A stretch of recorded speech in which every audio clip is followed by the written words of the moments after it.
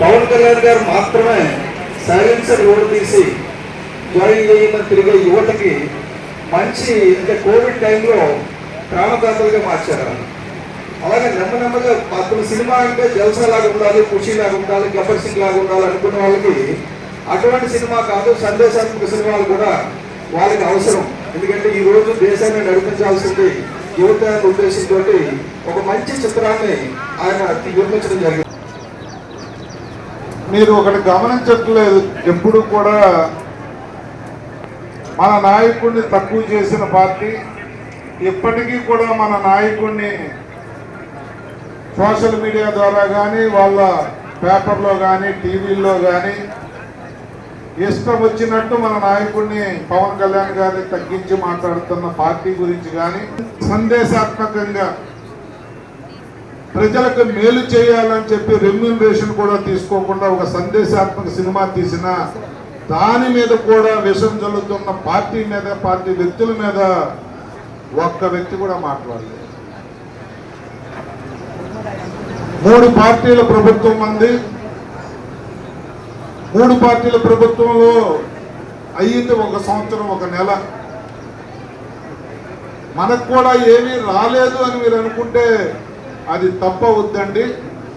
రాష్ట్రంలో కానీ జిల్లాల్లో కానీ రాష్ట్ర కార్పొరేషన్ చైర్మన్లు కానీ ఈ జిల్లాకే తీసుకుంటే శివశంకర్ గారు, కోన తాతారావు గారు, డిప్యూటీ మేయర్ దల్లి గోవిందరెడ్డి లాంటి వాళ్ళకి ఉన్నతమైన స్థానం ఇవ్వటంలో కానీ కొంతమందికి డైరెక్టర్లు వచ్చారు. ఇంకా రావాల్సిన మాట వాస్తవం, కానీ 1 సంవత్సరంలోనే అన్ని అయిపోతాయని దయచేసి అనుకోవద్దండి. నేను పార్టీలోకి వస్తానంటే మొట్టమొదటిసారిగా నువ్వు మా ప్రజారాజ్యం పార్టీ నుంచి మా మెగా ఫ్యామిలీ ఒక సభ్యుడివి, నువ్వు వెల్కమ్, నీకెవరు తెలవట్లేదు, నేను ఒక్కడినే చేసుకుంటానని చెప్పినందుకు అన్నయ్యకు మనస్ఫూర్తిగా ధన్యవాదాలు తెలియజేస్తూ, నేను ఇవాళ పొజిషన్ కారణం అన్నే, లేకపోతే ఒక ఎమ్మెల్సీగా ఉన్న నేను అంత డేరింగ్ స్టెప్ తీసుకోలేను. చాలా కష్టం. చాలామంది పెద్దలు తిట్టినా కూడా అంత డేరింగ్ స్టెప్ తీసుకున్నారంటే అది నాగబాబు గారు అన్న విషయాన్ని కూడా మీ అందరికీ తెలియజేస్తా ఉన్నా. ఇప్పుడు మీరు అందరూ చాలామంది చెప్పారు, చాలా విషయాలు అన్నీ కూడా అన్నగారి దగ్గర ఉన్నాయి, మన అధ్యక్షులు పవన్ కళ్యాణ్ గారి దగ్గర కూడా ఈ విషయాలు అన్నీ కూడా ఉన్నాయనే విషయాన్ని మీరు గుర్తుపెట్టుకోవాలి.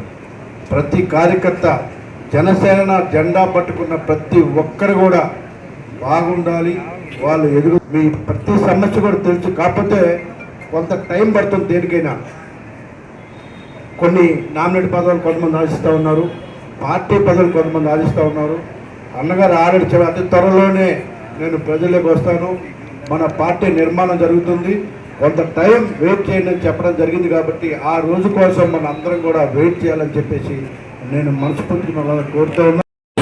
అండ్ వేదిక మీద ఉన్నటువంటి ఎమ్మెల్యేలు, అలాగే ఇక్కడికి వివిధ స్థాయిల్లో ఉన్నటువంటి నాయకత్వానికి సంబంధించినటువంటి మీరందరూ, వార్డు స్థాయిలు, విలేజ్ స్థాయి, వాటెవర్.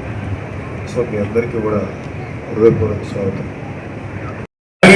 ఒక అవగాహనతో, ముందుగానే ఏర్పరుచుకున్న అవగాహనతో ఎమ్మెల్యేలుగా ఒక బీజేపీ వాళ్ళు ఉన్నా, లేకపోతే టీడీపీ వాళ్ళు ఉన్నా, అక్కడ మన వాళ్ళకి ఎటువంటి ప్రిఫరెన్స్ ఇవ్వాలి, స్పష్టమైన ప్రణాళిక ఉంది, స్పష్టమైనటువంటి అవగాహన ఉంది. ఎవరికెవరికి ఎంత షేర్లు ఇవ్వాలో, ఎంత షేర్ అధికారాలు, లేకపోతే ప్రభుత్వంలోనో లేకపోతే భాగస్వామ్యంలో అవ్వాలో అన్నీ ఉన్నాయి.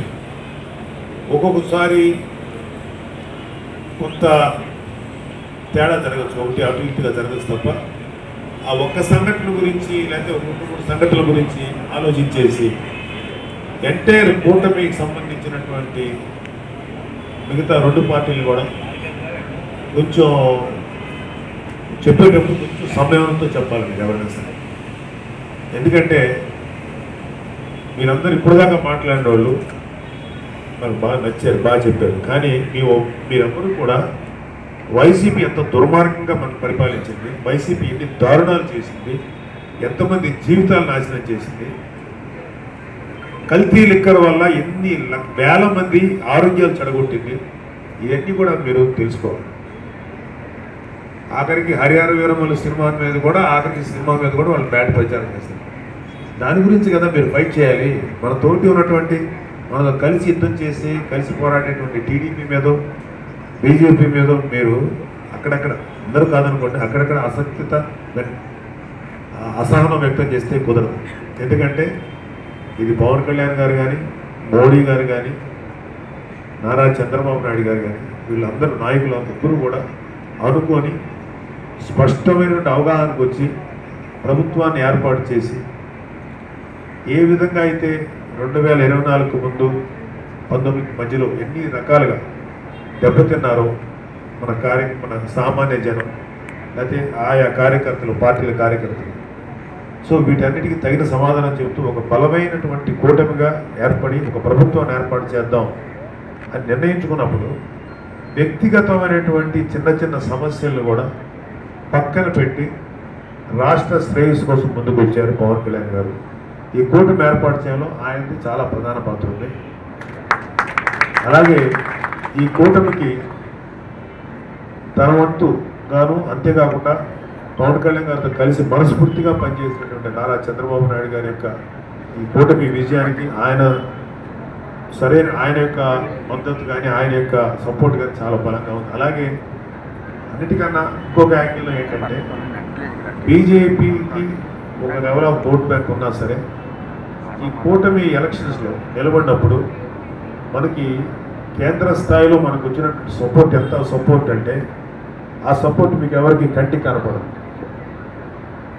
ఏ విధంగా అయితే ఆ రోజు కనుక బీజేపీ మనతో కనుక చేయకపోయింటే ఎన్ని దారుణాలు జరిగాయో నా ఊహ కూడా అందదు. మీ ఊహకు అందుతుందో లేదో నాకు తెలియదు, కానీ నాకే అందట్లేదు.